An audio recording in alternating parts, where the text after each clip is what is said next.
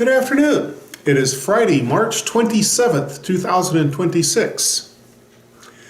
You know, Jesus knows where the fish are. He told Peter, and the nets were so full, the boats almost capsized. And Peter responded with pure humility and repentance.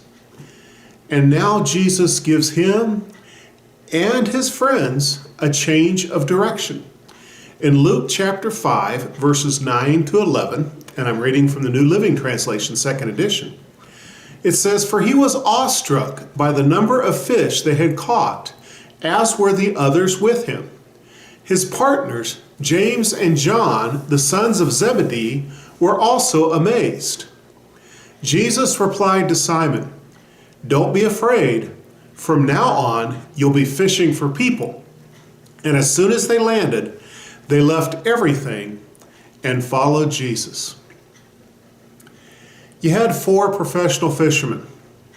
Their entire youth and adult lives had been working as professional fishermen.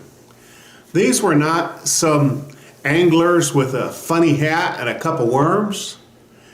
These were nets and boats and back-breaking labor day in and day out, all night long sometimes. And these were men whose livelihood depended on their ability to bring fish out of the lake and into the market. And they had failed. In their professional life, they had failed. All night long, no fish. And then Jesus tells them where the fish are. And they bring them in, amazed at not just the fact that there were fish there, but how many there were. They are awed by the simple fact that Jesus knows where the fish are. And Peter's response was one of humility and repentance and fear and awe.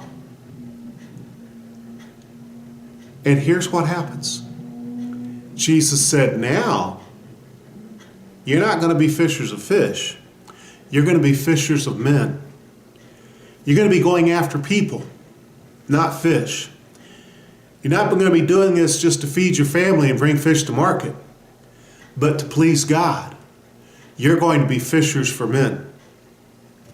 They left everything and followed Jesus.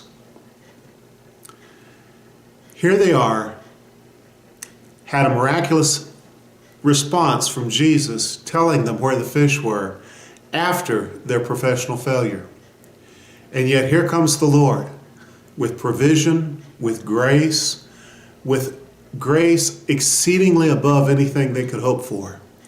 And then he says, "Now, you got a new task." And they dropped everything and followed Jesus. May you and I be willing to follow Jesus in every area of our lives, because he knows where the fish are. God bless you.